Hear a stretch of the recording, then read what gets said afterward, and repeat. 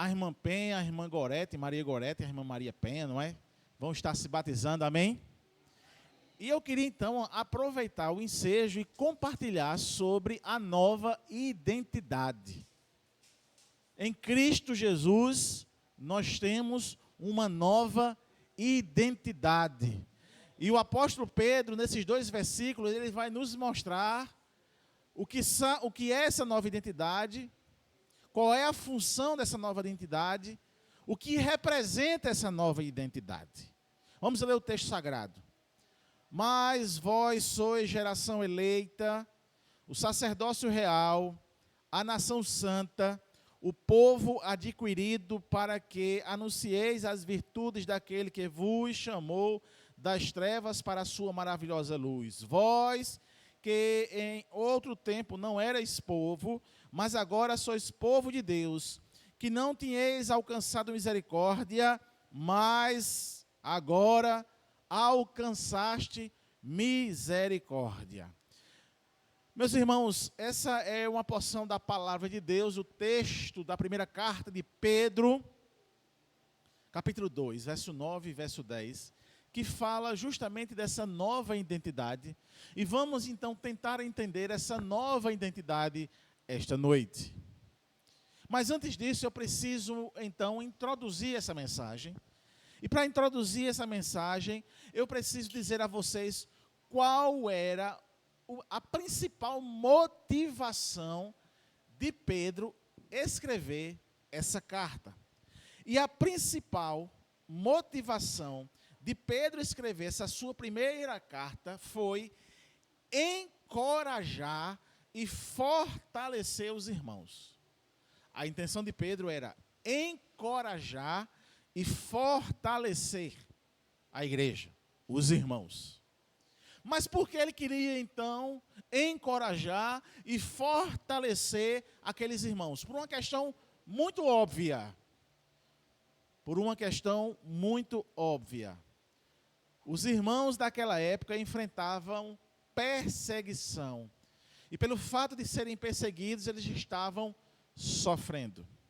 Ou seja, havia uma igreja, ou havia irmãos da igreja, que estavam em uma região chamada de Ásia Menor naquela época, e que, naquela região, Ponto, Galícia, Capadócia, Ásia, Bitínia, os irmãos daquela região estavam sofrendo perseguição pelo fato de terem aceitado a Jesus. E pelo fato de terem aceitado Jesus, eles estavam sendo impactados pela perseguição da sociedade. A sociedade naquela região estavam perseguindo os irmãos de forma tão contundente que eles estavam sofrendo por causa de sua fé. Para você ter uma ideia, irmãos, eles estavam sofrendo perseguição ao ponto de maridos divorciarem das esposas, da esposa divorciar do marido, dos filhos serem expulsos de casa, dos trabalhadores das cooperativas serem expulsos das cooperativas. Porque o que era normal naquela região, que hoje é a atual Turquia, era o culto ao imperador, o imperador do Império Romano. Era o culto aos deuses do panteão grego, do panteão romano. Então não era natural que alguém se convertesse ao Cristo que, pregado por Pedro, aquele mesmo que tinha sido morto pela mão de Pôncio Pilatos lá em Jerusalém, e que dizem que ao terceiro dia ressuscitou. Então, para aquela sociedade, daquela região, da Ásia Menor, não era normal que uma pessoa se convertesse ao cristianismo. Então, eles estavam sendo perseguidos. E essa carta, então, ela toma um tom pastoral. Por que um tom pastoral? Porque Pedro, como um pastor, ele estava incentivando os crentes a permanecerem firmes na fé. Então, era de suma importância que o pastor pudesse cuidar dessas ovelhas, dizendo: perseverem, continuem firmes, porque essa perseguição que vocês estão passando, ela é temporária, ela é passageira, e Deus há de recompensar na glória. Mas enquanto vocês estão vivendo aqui, vivam de maneira santa, digna do chamado do Evangelho. Essa então, irmãos, era um contexto da carta do apóstolo Pedro. E além de encorajar os cristãos a perseverar, Pedro vai abordar outras questões e outros temas importantes para que os irmãos pudessem viver. Por exemplo, a submissão às autoridades, o papel da igreja como o povo escolhido e a esperança da volta de Cristo. Foram temas que Pedro aborda nessa carta. Embora Pedro não mencione na carta o nome do imperador, e na época era Nero, mas a perseguição aos cristãos estava sendo crescentes, porque inclusive o próprio governo da época levantava perseguição aos crentes. Meus irmãos, Pedro, então, ao escrever sua primeira epístola, ele vai enfatizar que, embora haja perseguição e os irmãos precisam continuar firmes na fé, mas ele vai trazer um fato nesse capítulo 2, o porquê, de fato, os irmãos são perseguidos e o que foi que aconteceu na vida de cada um espiritualmente. Pedro vai, então, falar sobre essa nova identidade, sobre essa nova perspectiva de vida de cada um dos irmãos, de cada um dos crentes. Ele vai falar, então, de que os irmãos, eles recebem essa nova identidade, porque eles serão conhecidos, como diz o texto sagrado, como geração eleita. Geração eleita, irmãos, quer dizer duas coisas. Duas coisas. A primeira delas, que existe um povo que foi escolhido por Deus, por isso geração eleita. E em segundo lugar, é um povo que pertence a esse Deus que escolheu. Então, a nova identidade, irmãos, quer dizer que você é um povo escolhido, um povo adquirido. E isso, então, está dizendo que você foi escolhido por Deus e que você pertence a Deus. Mas uma coisa importante eu devo dizer aqui, essa escolha divina não é pelos méritos, pelo que você fez, mas é exclusivamente pela vontade de Deus. E essa vontade de Deus em escolher a nós é a base de nossa nova identidade. Pertencemos a Deus como geração eleita, pertencemos a Deus de forma especial, somos o seu povo, separado para Ele. Agora, irmãos, em Cristo, essa eleição, ela se estende a todos os que creem. Essa eleição quer dizer que todos nós que cremos em Cristo Jesus, passamos então a pertencer ao Criador de todas as coisas. Se um dia Adão caiu e levou toda a humanidade à queda, em Cristo Jesus você tem a oportunidade de retornar à presença de Deus. Por isso esse pertencimento a Ele. Mas, em segundo lugar, essa nova identidade que diz que você foi eleito por Deus e, consequentemente, pertence a Deus, Ele nos deu uma nova função. E que função é essa? Ele diz, sacerdócio real. Ele está falando, irmãos, de fato, de que nós somos aqueles que somos representantes de Deus, que fomos escolhidos para servirmos a Deus. E isso significa que temos acesso direto a Deus e somos chamados a oferecer sacrifícios espirituais agradáveis a Deus, como o autor aos Hebreus diz no capítulo 4, versículo número 16. Somos encorajados a nos aproximar do trono da graça com confiança. Como sacerdotes, temos o privilégio de interceder pelos outros e oferecer nossa vida como sacrifício vivo a Deus, conforme Paulo escreve aos Romanos, capítulo 12, versículo 1. Somos servidores de Deus, porque também nós somos representantes de Deus aqui na terra. Lembre-se, uma nova identidade, fomos eleitos, somos representantes, amém? Temos uma nova função, amém? De servir ao Senhor, amém? Isso quer dizer, irmãos, quando Paulo escreve aos Coríntios, capítulo 1, versículo número 5, capítulo número 5, versículo número 20, quando ele aponta de que nós somos embaixadores de Cristo. Embaixador é uma pessoa que representa o seu país em outro país. O embaixador é aquele que tem o poder de dizer, em nome do governo que ele representa, o que deve ou não fazer. Aplicando para nós, Deus está dizendo pela sua palavra, que nós, como representantes dele aqui na terra, nós temos o poder de reconciliar o mundo com Deus. Portanto, quando você prega a palavra e quando você vive a palavra, você está pregando como representante e você está vivendo como representante de Deus aqui na terra. Por isso que ele nos chama de geração, ou melhor, de sacerdócio real.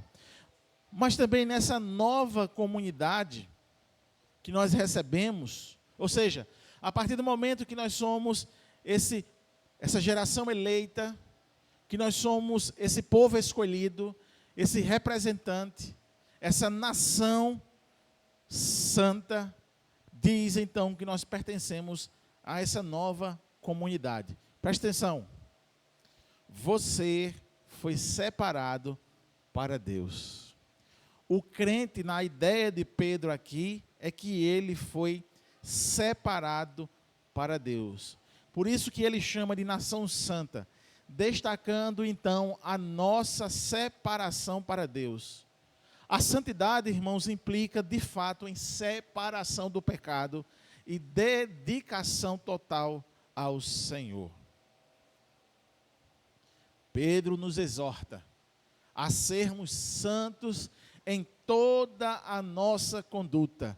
Viver como uma nação santa significa que devemos nos afastar do que é impuro, do viver de acordo com os padrões do mundo e passar a viver de acordo com os padrões de Deus. Essa nova geração, ela também diz que nós somos uma comunidade de pacto. Uma comunidade em que aquele que fez o pacto na cruz do Calvário, descendo, ou melhor, deixando escorrer o seu sangue, esse sangue é o pacto definitivo de que nós pertencemos a Deus, de que nós vivemos para Deus e que nós somos uma geração, uma nação santa, separada, exclusiva para Ele. Mas essa nova identidade também diz outra coisa que significa para nós e é importantíssima. Nós temos uma nova missão. O povo adquirido para anunciar as virtudes de Deus. E isso quer dizer que Pedro está dizendo que além de receber uma nova identidade, nós recebemos uma nova comunidade, nós recebemos então também uma nova missão. Se nós estávamos perdidos sem saber que missão é essa, em Cristo Jesus, nós somos restabelecidos a entender essa missão. Somos chamados para proclamar a verdade. Pedro nos lembra que somos adquiridos por Deus para anunciar as verdades daquele que nos chamou das trevas para a sua maravilhosa luz. Nossa nova identidade em Cristo nos dá uma missão: proclamar a glória de Deus ao mundo. E isso envolve o nosso testemunho verbal, ou seja, aquilo que a gente fala, mas também o nosso testemunho de comportamento na vida cotidiana. Em Mateus capítulo 28, versículo 19 a 20, Jesus nos dá a grande comissão, chamando-nos a fazer discípulos de todas as nações. Como povo adquirido, somos enviados ao mundo para compartilhar o Evangelho e fazer Cristo conhecido. Então, se temos essa nova missão, a partir dessa nova identidade, isso quer dizer que enquanto nós vivemos aqui, nós precisamos ser luz do mundo. A missão de proclamar as virtudes de Deus também implica em viver como luz no mundo. Paulo, escrevendo aos Filipenses, capítulo 2, versículo 15, ele exorta a sermos irrepreensíveis e sinceros, filhos de Deus, inculpáveis no meio de uma geração corrompida e perversa. Deus nos chama para viver de fato no mundo com essa nova vida, refletindo na sociedade quem nós realmente somos em Cristo Jesus. Isso implica, irmãos, numa coisa importante também. Essa nova identidade nos traz uma nova responsabilidade. É uma nova realidade. Se antes não éramos povo, agora nós somos povo de Deus. A partir da redenção e da adoção. Pedro destaca essa mudança radical que ocorreu na nossa identidade. Antes nós não éramos povo, mas agora sois povo de Deus. E essa transformação é fruto da redenção que Cristo realizou na cruz do Calvário. Paulo, escrevendo aos Efésios, capítulo 2, versículo 12 a 13, ele descreve como antes nós estávamos separados de Deus, mortos nos nossos delitos e pecados, mas agora, em Cristo, nós somos trazidos para perto pelo seu sangue. Fomos adotados na família de Deus, como Paulo escreve aos Romanos, capítulo 8, versículo 15 a 17. Essa nova realidade define ou redefine quem somos e como nós vamos viver. Isso quer dizer, então, irmãos, que nós somos também um povo de misericórdia. Pedro menciona, não tínhamos alcançado misericórdia, mas agora alcançamos misericórdia. Nossa nova identidade é marcada pela misericórdia de Deus, que nos tirou das trevas, que nos tirou do lamaçal do pecado, que nos resgatou da condenação eterna e que agora faz-nos vivermos essa nova identidade. Paulo, escrevendo em Tito, capítulo 3, verso 5, ele afirma que nós somos salvos não por obras de justiça que tenhamos feito, mas pela misericórdia de Deus. E viver essa nova identidade em Cristo significa viver em gratidão, em humildade, reconhecendo que tudo o que somos e temos é fruto da misericórdia divina. Essa nova identidade, na vida de muitos de nós, é marcada pela mudança de vida. Não existe novo nascimento sem mudança de comportamento. Não existe novo nascimento sem abandono do pecado. Não existe novo nascimento com amor ao mundo. Nascer de novo é deixar, irmãos, de lado, para trás, o pecado e a vida deste mundo. E nós temos inúmeros e inúmeros testemunhos de pessoas que diziam, Senhor, que tinham o Senhor da sua vida, mas que vivia em casa, que tinha o Senhor da sua vida, mas continuava na cachaça, que tinha o Senhor de sua vida, mas continuava na promiscuidade, que tinha o Senhor na sua vida, mas continuava na jogatina.